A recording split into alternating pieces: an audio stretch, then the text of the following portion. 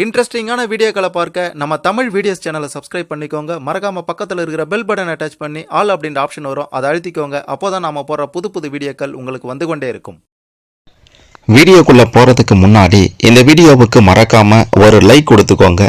சரி, வாங்க வீடியோக்குள்ளார போலாம்.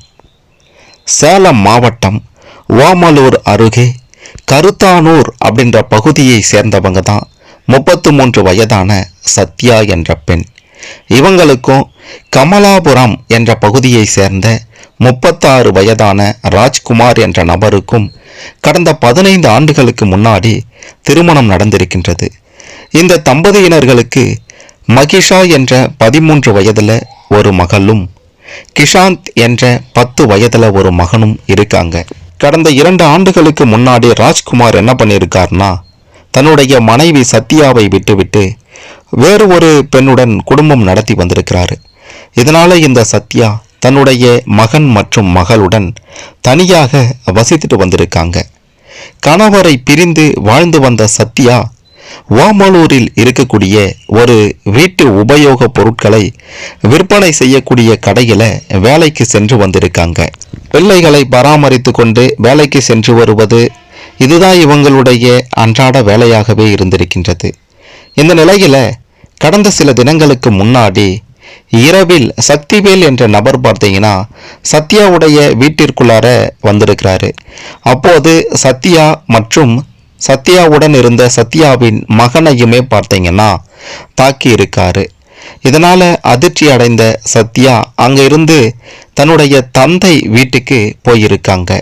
சத்யா காயத்தோட போறத பார்த்த பொதுமக்கள் அதிர்ச்சி அடைந்திருக்காங்க. மகளின் சத்தத்தை கேட்டு அவருடைய தந்தையும் வெளியே வந்திருக்காரு. மகளை பார்த்து அதிர்ச்சியாகி இருக்காரு. என்ன நடந்தது அப்படின்ட்டு சத்யாவிடம் விசாரித்த போதுதான் சக்திவேல் அப்படின்ற நபர் வீட்டுக்கு வந்து பிரச்சனை செய்ததை சொல்லியிருக்காங்க.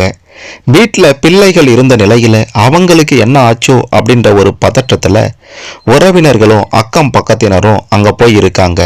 அப்போது 10 வயது மகன் கிஷாந்துக்குமே பார்த்தீங்கன்னா காயம் ஏற்பட்டிருக்கின்றது. இதனால அதிர்ச்சி அடைந்த பொதுமக்கள் சத்யாவையும் அவருடைய மகன் கிஷாந்தையும் மீட்டு சிகிச்சைக்காக ஓமலூர் அரசு மருத்துவமனைக்கு அனுப்பி வைத்திருக்காங்க.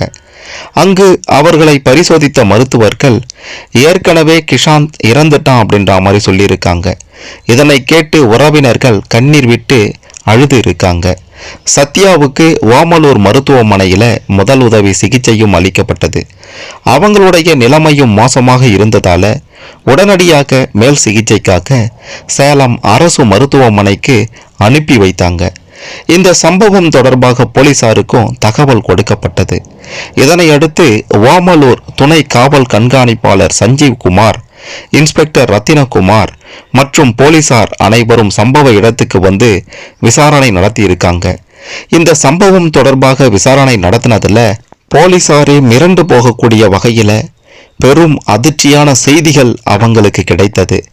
இதனிடையே இந்த விசாரணை நடந்து வரும்போதே சேலம் அரசு மருத்துவமனையில சிகிச்சை பெற்று வந்த சத்யாவும் பார்த்தீங்கன்னா இறந்துட்டாங்க.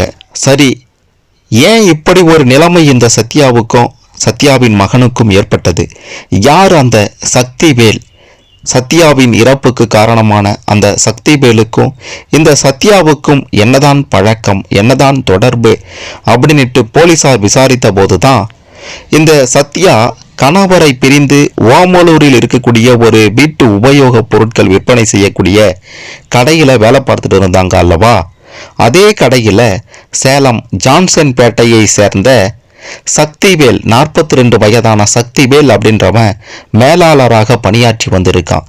இந்த சக்திவேலால தான் தற்போது சத்யாவுக்கு இறப்பு ஏற்பட்டிருக்கின்றது.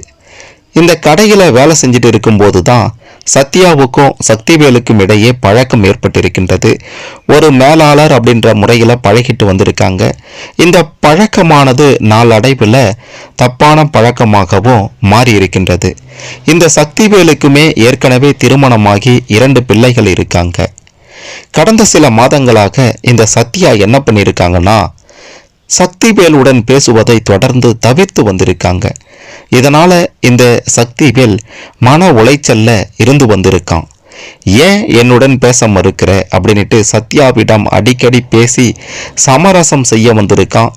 இருந்தாலும் சத்யா அவனுடன் பேச விரும்பல. பல வருடமாகவே ஒன்றாக பேசி வந்த சத்யா ஏன் திடீரென சக்திவேலிடம் பேசுவதை தவிர்த்தாங்க அப்படின்ட்டு கேட்டீங்கன்னா, சக்திவேல் மற்றும் சத்யாவுடைய இந்த விவகாரம் சக்திவேலின் மனைவிக்கு தெரிய வந்து அவங்க கண்டித்து இருக்காங்க. இதனால சத்யாவுக்கும் சக்திவேலின் மனைவிக்கும் இடையே பெரும் தகராறே ஏற்பட்டிருக்கின்றது. உடனே சக்திவேலினுடைய மனைவி என்ன பண்ணியிருக்காங்கன்னா, தன்னுடைய 2 பிள்ளைகளையும் அழைத்து கொண்டு சக்திவேலை தனியாக விட்டுட்டு போயிட்டு இருக்காங்க.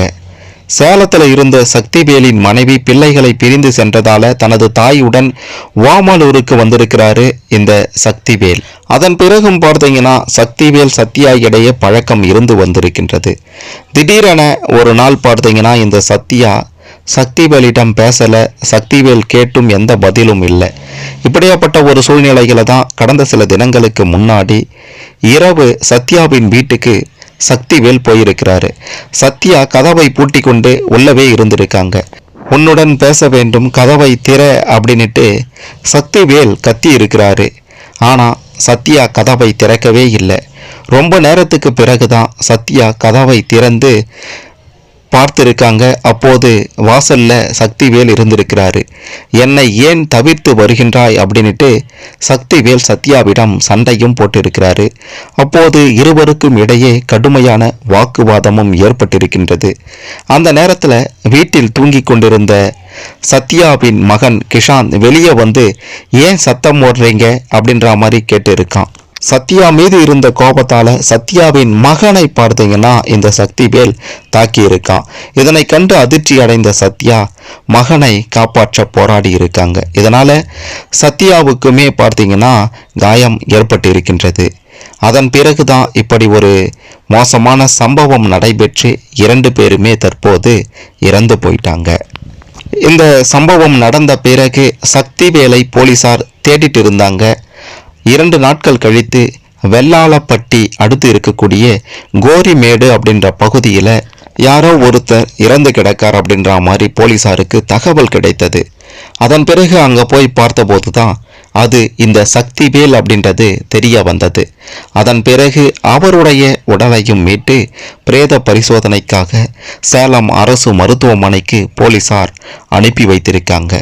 இந்த சம்பவம் அந்த பகுதியில் பெரும் பரபரப்பை ஏற்படுத்தி இருந்தது. தவறான பழக்கத்தால தற்போது சத்யாவும் சரி சத்யாவின் மகனும் சரி இறந்துட்டாங்க.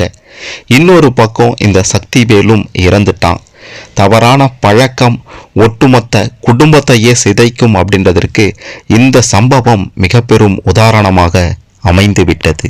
சத்யாவுக்கு நடந்த இந்த மோசமான சம்பவத்தை பற்றி நீங்க என்ன நினைக்கிறீங்க? உங்களுடைய கருத்துக்களை மறக்காம கமெண்ட்ல பதிவு செய்யுங்க. இந்த சம்பவத்துல யார் மீது தப்பு அப்படின்றதையும் மறக்காம கமெண்ட்ல சொல்லுங்க.